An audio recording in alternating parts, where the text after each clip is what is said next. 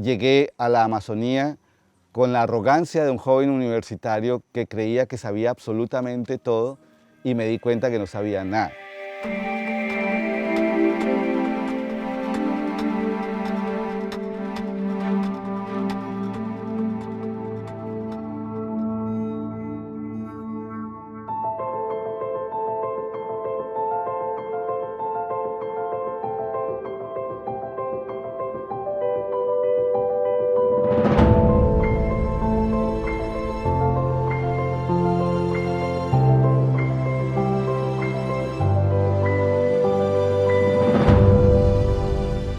Bueno, mi nombre es Fernando Trujillo, soy el director científico de la Fundación Omacha, explorador de National Geographic, miembro de la Academia de Ciencias y miembro de la Comisión Internacional Ballenera.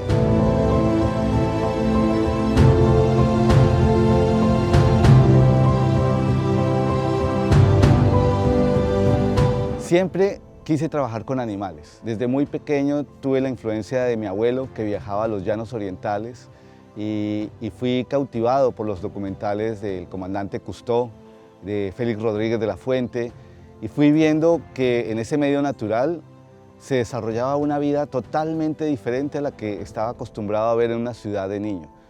Así que, sin pensarlo dos veces, decidí estudiar biología marina. La carrera se hacía 3 años en una ciudad como Bogotá y luego 2 años en el Caribe, en la costa. Y tuve la oportunidad de irme conectando, de ir sintiendo que quería trabajar con grandes vertebrados acuáticos, tiburones, ballenas, delfines, pero parecía un imposible,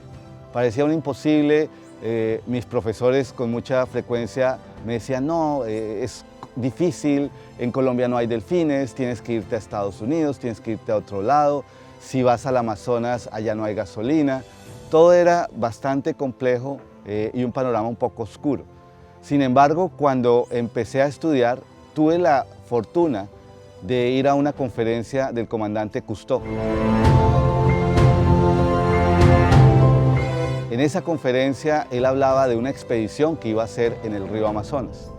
En ese momento estaba aprendiendo yo algo de francés y le hice 2 preguntas que creo que me marcarían la vida, porque me respondió, Dauphins, Amazonas, delfines, Amazonas, necesitamos gente estudiándolos. 2 años después estaría en un avión de carga con un motor fuera de borda prestado dirigiéndome a Leticia, una ciudad fronteriza con Perú y con Brasil. Y allí quedé enamorado de los delfines, quedé enamorado de la selva. O sea, aún ahora, después de 36 años, cada vez que veo un delfín me emociono.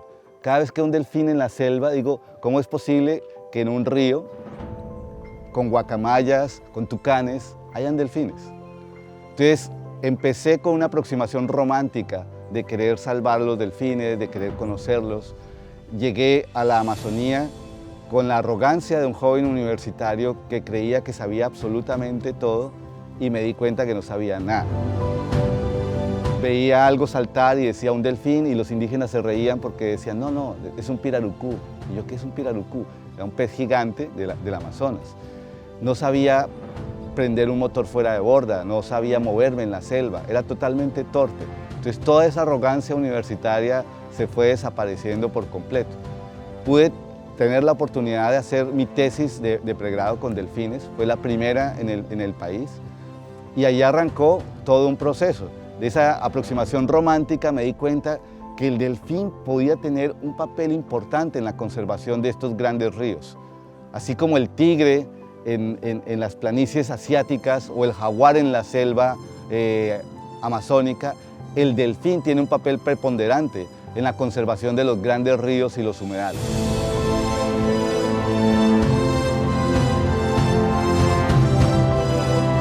Ya habiendo trabajado un tiempo en el Amazonas, me di cuenta que tenía que hacer algo a diferente escala.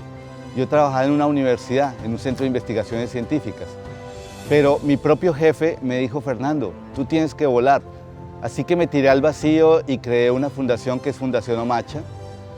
Logré conseguir una beca, me fui a hacer mi maestría a Londres, luego hice un doctorado en el norte de Escocia y fui armando un equipo de trabajo que es Fundación Omacha, que es una organización pequeña, decimos con sombra grande. Trabajamos con mucha pasión, con mucha dedicación, y algo también nos transformó. Cuando llegué al Amazonas, los indígenas no querían ni a los biólogos ni a los antropólogos. Yo les decía, ¿pero por qué? Y me decían con mucha razón que nosotros vamos a sus comunidades, tomamos información y nunca volvemos. Escribimos libros, publicaciones, nos hacemos famosos, pero nunca retornamos a ese punto y mucho menos le retornamos la información. Así que con 19 años tomé la decisión prematura de quedarme. Y eso me llevó a construir un centro de investigaciones en el Amazonas.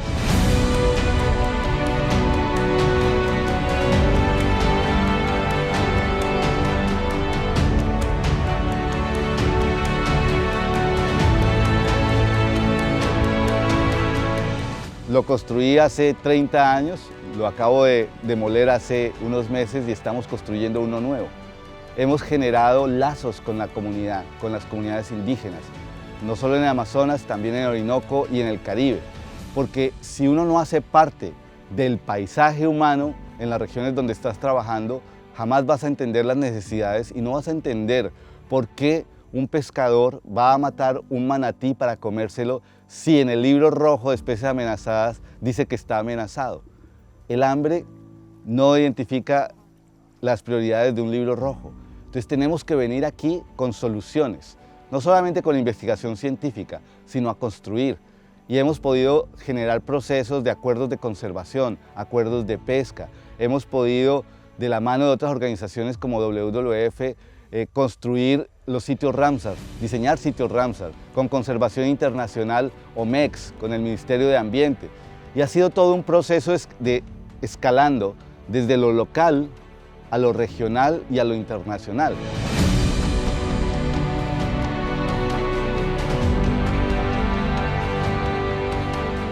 Empecé a los 19 años en un bote pequeño, en una población pequeña de indígenas ticunas en el Amazonas, y luego empezamos a navegar todos los ríos de la cuenca del Amazonas y el Orinoco.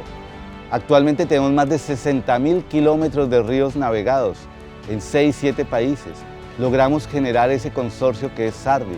SARDI es la iniciativa suramericana de delfines de río. Es un consorcio de diferentes organizaciones de 7 países que nos hemos unido para tratar de estudiar y conservar los delfines. Tenemos investigadores e instituciones de Brasil, de Ecuador, de Perú, de Colombia, de Bolivia, incluso Guyana actualmente. Estas organizaciones se basan sobre todo en lo técnico, con cosas tan simples como estandarizar la metodología que hemos venido utilizando para contar los delfines. Estamos trabajando con la puesta de transmisores satelitales para identificar las áreas más importantes para los delfines y estamos haciendo análisis de salud de las poblaciones de delfines.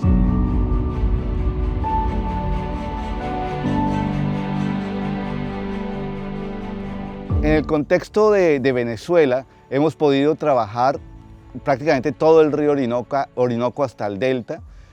Aquí el socio es el proyecto Sotalia y el proyecto Sotalia ha venido trabajando en el Apure, en Portuguesa, y ahora en este segmento del río, esta conexión entre la Orinoquía y la Amazonía a través del brazo Casiquiare. Nosotros tenemos entre Colombia y Venezuela unas fronteras vivas, unas fronteras abiertas, permeables, donde hemos venido trabajando también a lo largo de muchos años en ríos emblemáticos como Arauca, en el río Meta e incluso en el mismo río Orinoco.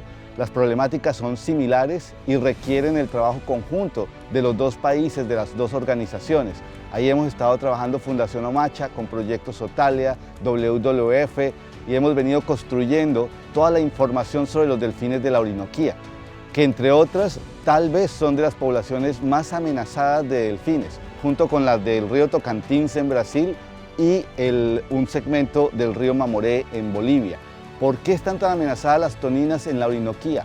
Básicamente porque es una de las regiones más susceptibles al cambio climático. Los ríos pierden volumen, pierden su caudal, están contaminados. Estamos tratando de identificar también la problemática pesquera. porque antiguamente se sacaban muchos peces, pero ya la presión de los grandes centros urbanos ha hecho que la pesca haya disminuido y que encontremos en ríos como estos segmentos con toninas y otros donde no hay absolutamente nada, ni siquiera aves acuáticas.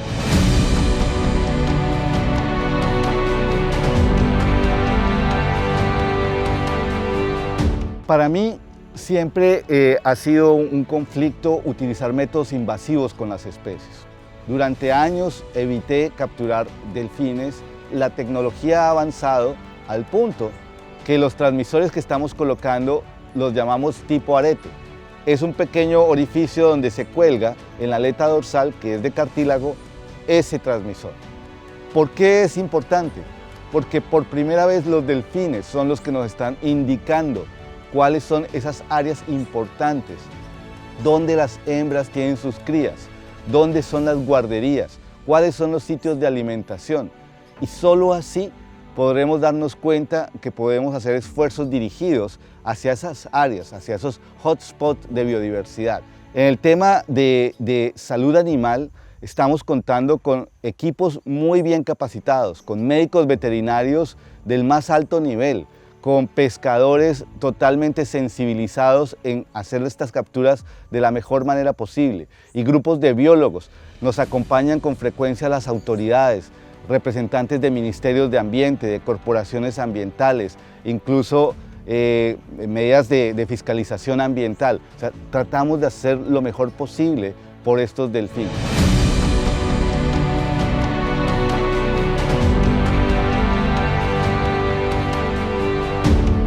Nunca habíamos logrado hablar tanto de la Orinoquía y la Amazonía como en los últimos 10 años. Nunca habíamos sido más conscientes que tenemos que tomar acciones para protegerlo. Y sin embargo, las amenazas crecen cada vez más. Tenemos procesos de deforestación masivos en todos los países. Tenemos sobrepesca, tenemos contaminación por mercurio, se siguen construyendo hidroeléctricas. Así que la situación de los delfines, de los ríos, de los humedales está en emergencia en este momento. Es tiempo de actuar, es tiempo de hacer cosas, de mostrar que con nuestras investigaciones hay evidencia de que si no actuamos puede ser muy tarde. La IUCN hace pocos años declaró a esta especie en peligro. Antes estaba en datos deficientes, en otros países estaba en vulnerable, pero ahora globalmente está en peligro. Algunos países la han puesto incluso en peligro crítico. Así que no solamente es acerca de las toninas, es acerca de los ríos, es acerca de la supervivencia de la gente que vive aquí, es acerca de las poblaciones de peces, tortugas, caimanes, aves acuáticas. El delfín es simplemente un termómetro que nos está mostrando que aquí la temperatura se está elevando y tenemos un paciente crítico en estos ríos.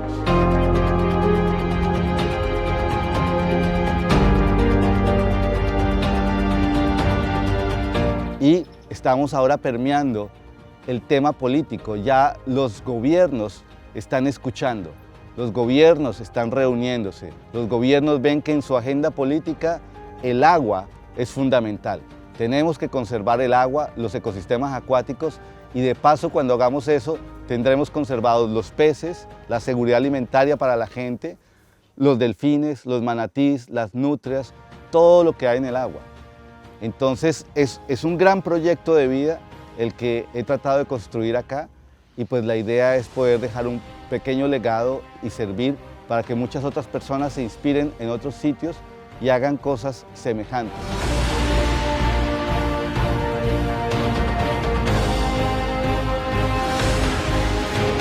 Es difícil tener esperanza hoy en día con el nivel de amenazas tan grandes que enfrentamos.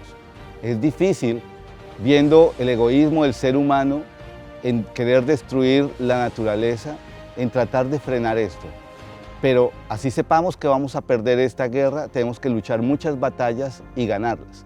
Y tal vez, quién sabe, a lo mejor podamos entre todos ganar esta gran guerra que es salvar el planeta y salvarnos a nosotros mismos.